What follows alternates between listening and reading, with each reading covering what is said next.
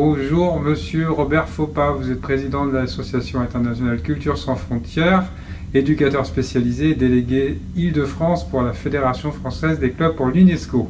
Bonjour Monsieur Foppa. Bonjour. Le thème que vous abordez actuellement est la place de la famille dans l'éducation de l'enfant. C'est un thème que vous proposez depuis 2010 suite à l'obtention de votre Master 2 en psychologie sociale. Pourquoi en 2022 vous revenez sur cette thématique ?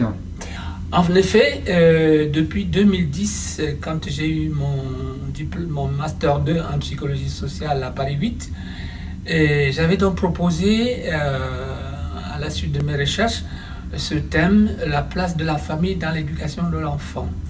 Et depuis 2012, nous avons fait toute une série de conférences avec les différents réseaux, en particulier le réseau d'éducation à la citoyenneté, où nous avons été pendant une semaine au Maroc, dans le village de Zagora, où 17 nationalités ont participé sur ce thème avec plusieurs déclinaisons.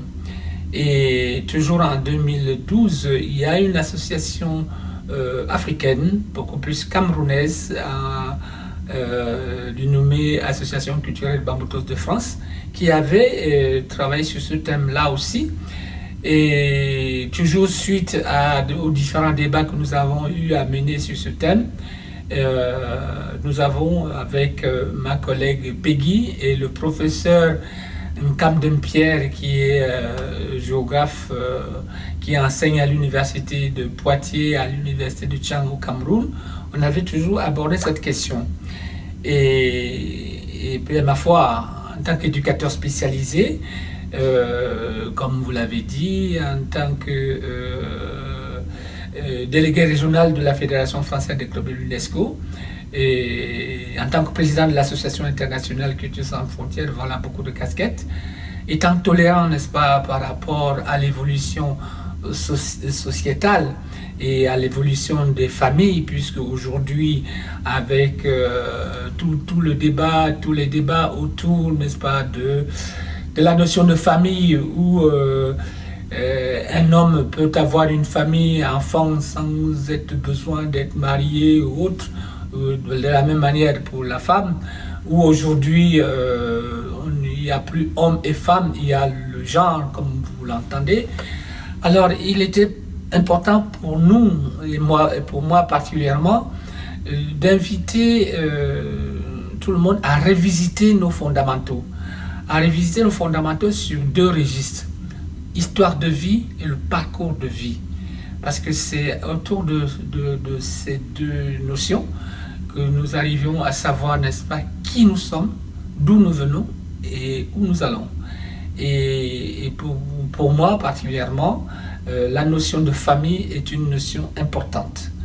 Donc, tout en respectant l'évolution de la société, comme je l'ai dit, et en se respectant, en étant tolérant aussi, on ne va pas oublier ce qu'on est et ce qu'on est et d'où on vient et son histoire. Voilà pourquoi nous avons fait appel à des dispositifs, ou plus précisément à des organisations comme Sans témoins et sans école, Parole d'hommes et Parole de femmes, parce qu'à travers les manuels, à travers les bandes dessinées, à travers les témoignages que ces grands témoins distillent comme ça dans des lycées et autres, et même surtout à des jeunes, pour leur faire prendre conscience, n'est-ce pas, de leur histoire de vie et leur parcours de vie. Et ça rappelle, n'est-ce pas, que les fondamentaux sont à rappeler et à remettre au bout du jour, pour que surtout la jeune génération puisse avoir un point de repère. Parce qu'avec l'évolution technologique, avec tout ce que j'ai cité tout à l'heure, les repères pour beaucoup, c'est très flou. Et on obéit, n'est-ce pas, au numérique, à l'intelligence artificielle, à plein d'autres choses. Et il y a un manque de repères, mais alors là, inconsidérable.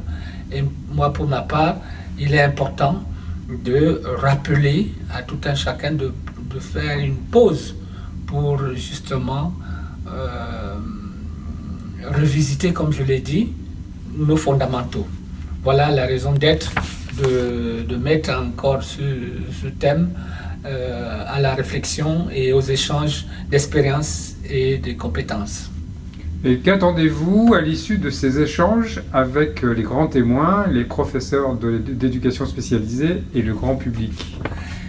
Alors, ce qui est attendu, c'est que ces échanges puissent donner lieu à développer et à construire des manuels pédagogiques justement pour faire en sorte que les repères qui sont fondamentaux, qui sont à l'origine de l'humanité ne puissent pas disparaître comme ça au profit de ce qui résulte de l'évolution technologique et tout ça. Et le rappel, n'est-ce pas, de nos fondamentaux autour, n'est-ce pas, autour de deux éléments essentiels, histoire de vie et parcours de vie.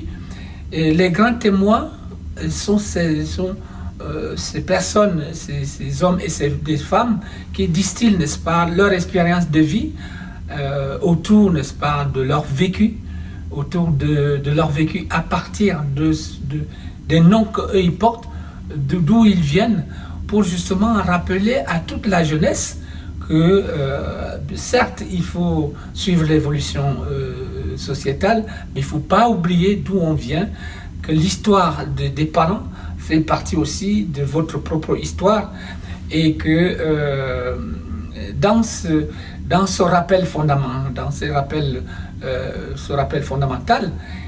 il y a ce qui est attendu, c'est qu'on puisse porter la réflexion sur 3 écoles fondamentales.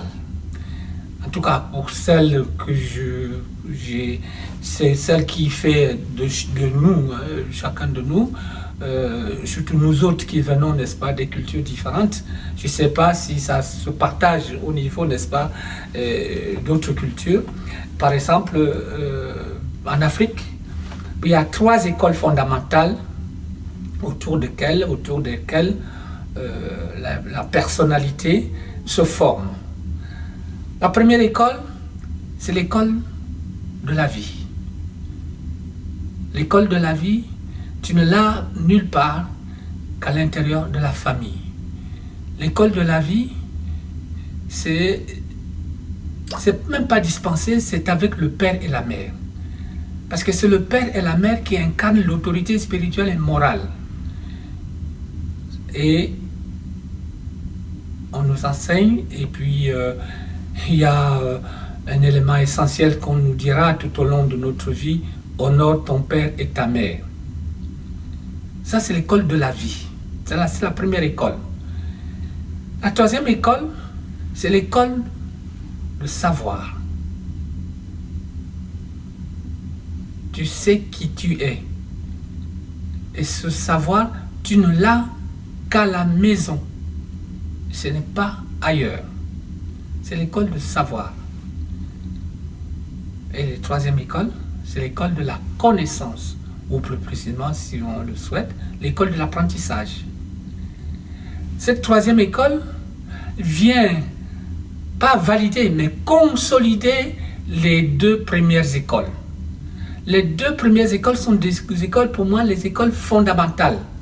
À la limite même, il y en a pour qui les 2 premières écoles suffit pour ces personnes-là de pouvoir élaborer le projet de vie à partir des 2 premières écoles. Et que la 3e école peut intervenir plus tard dans la vie. École de connaissance. Parce que si tu ne sais pas qui tu es, tu ne peux pas savoir qui tu es, donc à fond, tu ne peux pas apprendre quelque chose.